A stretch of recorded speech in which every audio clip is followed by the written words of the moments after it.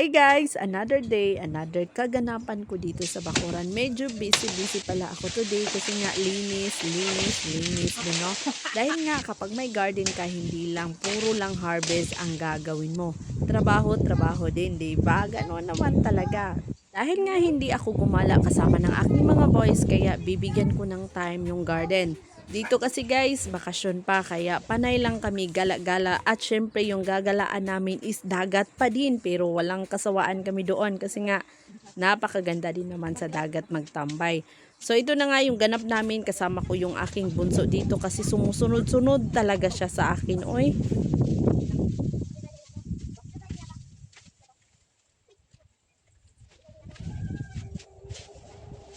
So dito sa Bakuran, isa ito sa makikita nyo talaga lagi yung kasagingan namin. Whole year po ito nagbibigay sa amin kasi marami po kaming tanim. At sa saging naman is hindi naman siya wala naman akong problema sa season kasi nga sa dami nila, hindi sila nagsasabay na bumubunga. At meron kami ditong 3 variety na saging. Kapag putulan ko talaga sila guys, ang bilis-bilis lang talagang nila tumubo din, 'di ba? Yun yung maganda sa saging kasi nag-aano din sila, yung mga ugat nila bibigay din ng mga sanga-sanga na maliliit na saging ba. So yun, okay kaayog yun. Dahil nga kapag may bakuran ka talaga ay trabaho ka lang ng trabaho. So ito na nga, trabaho lang din guys ha.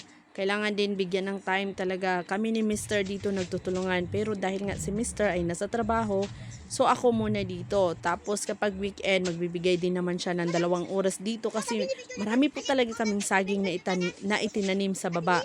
So sa baba, hindi ako naglilinis doon. Si Mr. lang. Siya na ang bahala doon sa baba sa kasagingan at soon naman sabi niya ay gagawa daw siya ng garden doon sa baba kung saan magtatanim siya ng mga kamatis, mga talong, yung ganun daw ba. So sabi ko kapag bibigyan mo siya ng talaga tatanggalin yung mga kasagingan doon, malaki talaga yung space. So maganda doon magtanim. So okay na okay, i-maintain ko siya kapag na-remove na yung mga kasagingan na iba, yung kalahati lang ba. Kasi siguro meron kaming 100 na saging dito. So kahit na 50 na lang na saging ang matitira, okay ra gyud kaayog yun.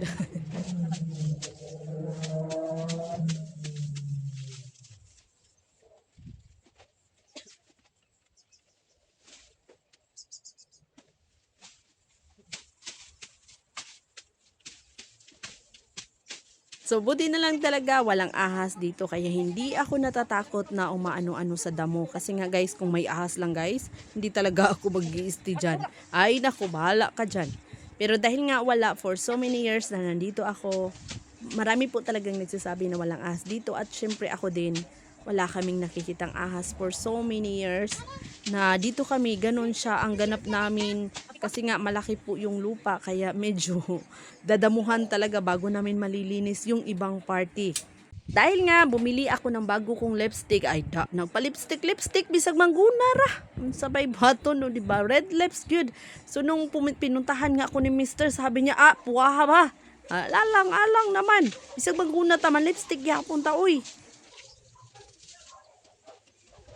Dito naman banda guys, yung aking mga yung unod sa gabi o gana siyang kamuting kahoy. Meron po ako diyang itinanim. Naghihintay lang ako na uulan para makaharvest na ako ng kamuting kahoy kasi ready to harvest na sila at ready na din ako sa pagtatanim dahil nga din mahigit 1 linggo na hindi umulan. Kaya hindi ko siya pwede talagang galawin yung kamuting kahoy at magtanim ng panibago. Pero nakaready na po yung space kasi nga nilinisan ni Mr. So sabi niya ito yung lugar kung saan pwede mong itanim na madami kang kamuting kahoy para next year na naman. So this year meron naman ako madahan-dahan hanggang December. Yun yung maganda. So dahan-dahan lang naman yung pag-harvest ko kasi dito sa bahay ako lang talaga mag-isa ang kumakain ng kamuting kahoy. Si Mr. pala kumakain siya pero hindi madami, kunti lang. Mas niya, bit na talaga niya yung mga saging, balanghoy, kamuti. Pero yung kamuting kahoy ay kunti lang yung kinakain niya. Pero ako naman okay, walang problema. Bisa pagkadaadlaw kamuting kahoy, lami bayag yun.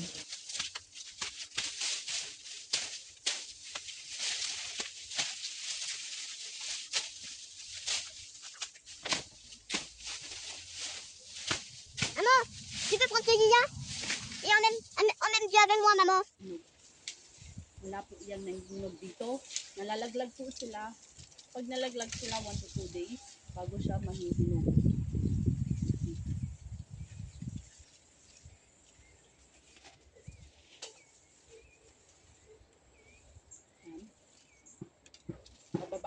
sila ng pababa. Finally guys, tapos na din ako dito. Nagjujug ako sa saging sa baba.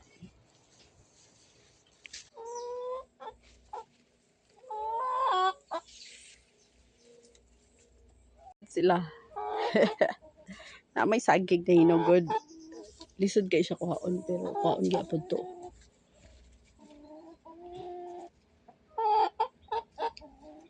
Let's go. Hoy! Sunod.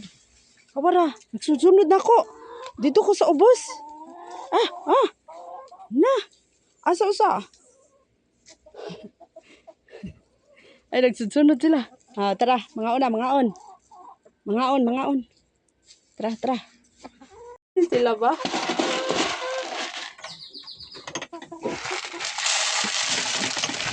So, ayan guys. Naay saging kuhaunon. Sa, ayan. Basta. Andun yung saging guys sa pinaka baba talaga. Napaka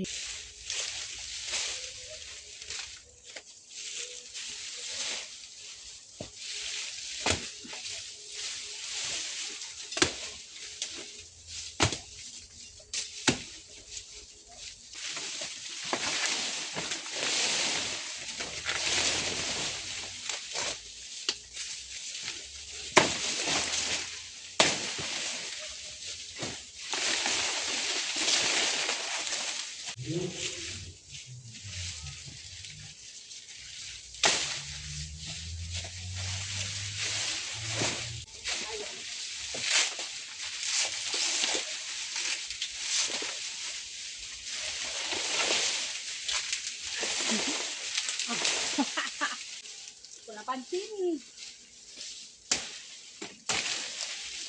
So, ito na lang ang natitira. Huhugasan ko siya. Mayroon pa namang natira para sa aming kunti.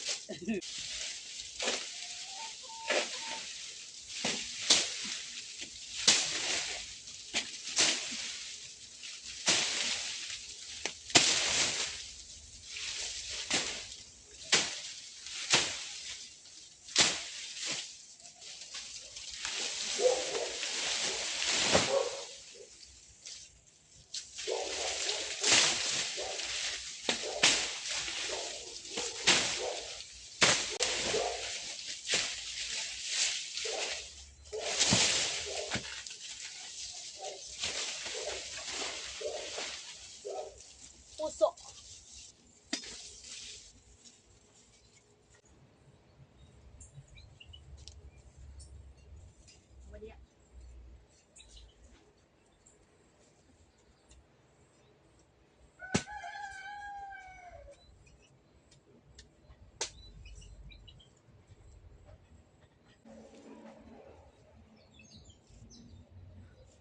Gracias sa kakapunon. Kanina lang nabilin. Okay lang. At least naapag hapon ako.